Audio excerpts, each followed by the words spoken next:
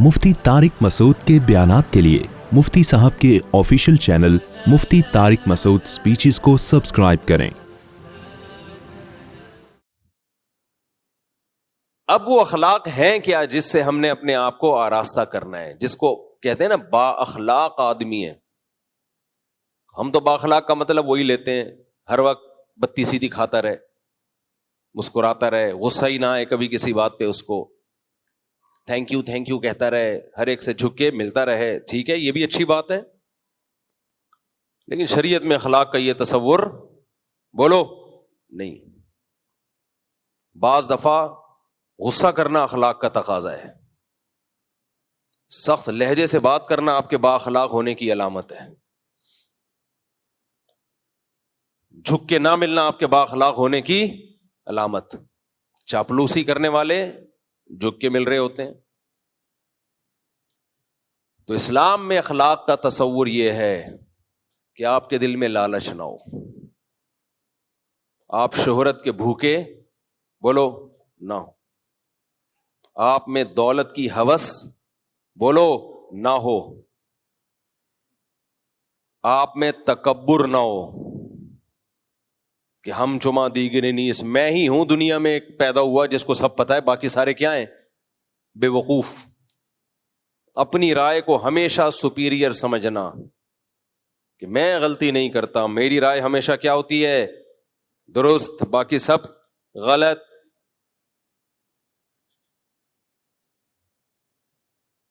ناشکری، جنہوں نے کھلایا پلایا احسانات کیے، ان کی چھوٹی چھوٹی باتوں کو رائی کا پہاڑ بنا دینا، کسی شخصیت کے بڑے ہونے یا چھوٹے ہونے کا لحاظ کیے بغیر ہر ایک سے ایک جیسا معاملہ رکھنا، یہ بھی بد اخلاق کا آدمی کی علامت ہوتی ہے۔ کون خاندان کا بڑا ہے، کون آپ کا محسن ہے، نہیں بھائی، سب کو ایک لاٹھی سے ہانکا جائے۔ عورت کا اپنے شوہر کو ویلیو نہ دینا، احترام نہ کرنا، وہ سمجھنا کہ میں اور یہ برابر ہیں، یہ بھی بد اخلاق عورت کرتی ہے ایسا۔ بھائی اگر دونوں ایک جیسے ہوتے تو یہ آپ کو چھوڑ دے، آپ کی کیا حیثیت رہے گی سوسائٹی میں؟ آج ہماری خواتین یہ بات بہت کہتی ہیں کہ جتنی ضرورت مرد کو ہماری ہے، ہمیں اتنی ہی ضرورت ہے۔ نہ نہ نہ نہ، آپ کو مرد کی ضرورت زیادہ ہے۔ اللہ نہ کرے وہ آپ کو چھوڑ دے، منہ کالا کرنے کے لیے اس کے پاس عورتیں بہت ہیں۔ یہ تو شریعت کا پابند ہے کہ اس نے، شریعت نے حلال پر کی باؤنڈری کھینچ دی ہے، ورنہ انگریز تو شادی وادی تھوڑی کرتا ہے، وہ اس کو پتا ہے عذاب جان ہے بھائی بیوی بنانا، نائٹ کلبوں میں روزانہ منہ کالا کرے گا۔ لیکن اسلام نے مرد کو پابند کیا کہ وفا کرو، اس کے علاوہ کسی اور عورت کی طرف مت جاؤ، اور ساری زندگی اس کا نان نفقہ اٹھاؤ۔ کتنی بھاری بھرکم قیمت دیتا ہے ہماری سوسائٹی کا مرد عورت کے لیے، مگر میڈیا اس کو بد اخلاق بنا رہا ہے اور مرد کے مقابلے میں لا کے کھڑا کر رہا ہے۔ کھلے دلوا کے نا، کھلا لے لو اور تم انڈیپینڈنٹ زندگی گزارو، تمہیں کسی کی ضرورت نہیں ہے۔ اسلام نے کیا کہا؟ بھئی یہ تمہارا محسن ہے، اس کی کڑوی کسیلی برداشت کر لو۔ لو كنت آمر احدا ان يسجد لاحد لامرت النساء ان يسجدن لازواجهن، سجدے کا حکم ہوتا تو عورت کو حکم دیتا شوہر کے سامنے سجدہ کرے۔ یہ باتیں پہلے مائیں بچیوں کو سکھاتی تھیں۔ بھائی اونچ نیچ ہر گھر میں ہوتی ہے، برداشت کر لو۔ نہ نہ، آج کل اینٹ کا جواب پتھر سے۔ لیکن آپ ان خواتین کو دفتروں میں دیکھیں، nice to meet you, attitude ایسا خاندانی، باس کے ساتھ ایسے ان کا جو بیہیویئر ہے باس کے ساتھ بڑا زبردست۔ تو بھائی ہم برابر کے ہیں، برابر کے ہونے میں بھائی مرد کا فائدہ ہے۔ مرد کہے گا برابر کے ہیں، نکلو پتلی گلی سے یہاں سے۔ انگریز کی بیوی اور انگریز برابر ہوتے ہیں، اس لیے انگریز کہتا ہے کہ شادی کرو، 50 سال میں بڈھے ہو کے تو کر رہا ہوتا ہے بیچارہ شادی۔ ہمارے ہاں ٹین ایجر لڑکے پھنس چکے ہیں میری بیانات سن کے، 18 20 سال کے لونڈے شادی کر کے میرے بیانات سن کے شادی کی اور پھنس گئے۔ کیوں پھنس گئے؟ ادھر ادھر منہ نہیں مار سکتے وہ، رات کو جلدی گھر پر آئیں گے, سارا نان نفقہ اس کا اٹھائیں گے. وہ یہ تو عیاشی کی عمر تھی ان کی, لیکن انہوں نے اپنے آپ کو باؤنڈ کر لیا ایک عورت کی وفا کے لیے. تو پھر اسلام عورت کو بھی کچھ احکام دیتا ہے, یہ تمہارے سر کا تاج ہے,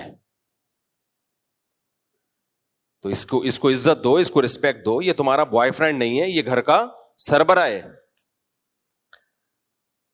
تو اخلاق کے ہمارے ہاں معیار ہی چینج ہو چکے ہیں. ہم گوروں سے اخلاق سیکھ رہے ہیں.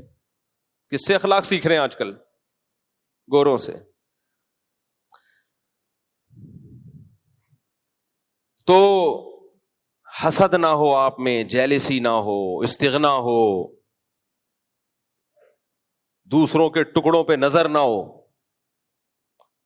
استغنا اور تکبر یہ دو دیکھنے میں ایک جیسی چیزیں ہیں, لیکن ان میں زمین اور آسمان کا فرق ہے. تکبر کسے کہتے ہیں؟ دوسرے کو نیچا سمجھنا. اور استغنا کسے کہتے ہیں؟ اپنے آپ کو مخلوق کا محتاج نہ سمجھنا. دیکھنے میں دونوں ایک جیسے ہیں. مثال کے طور پر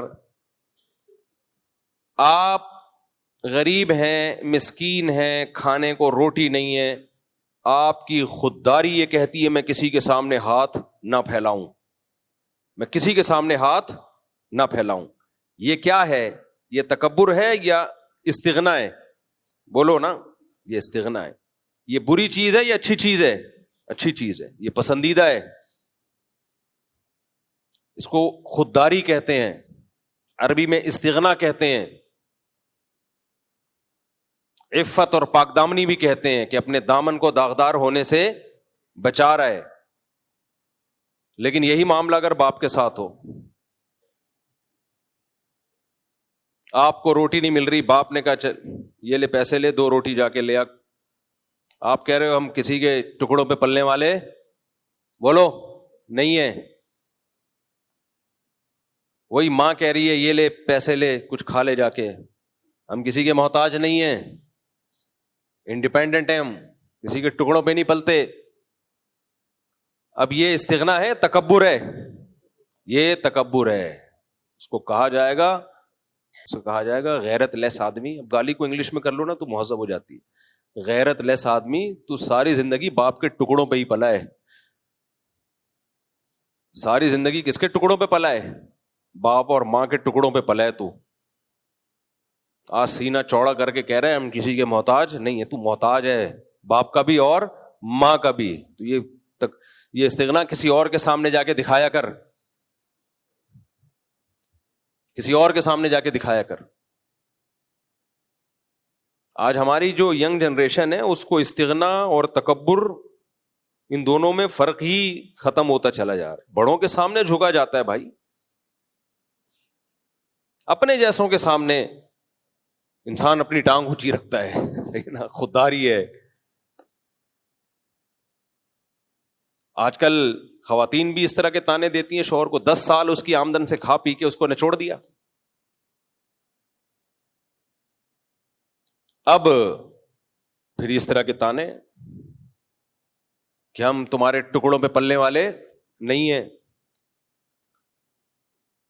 مرد جب بڈھا ہو جائے نا, ہماری سوسائٹی میں اس کے ساتھ بہت برا ہوتا ہے. ان خواتین کے ہاں جو جن کی دینی تربیت نہیں ہے, جس عورت کی دینی تربیت ہے, اچھے خاندان کی ہے, وہ بڑھاپے میں اپنے شوہر سے زیادہ محبت کرتی ہے. وہ بچوں کی سائڈ کبھی بھی نہیں لیتی.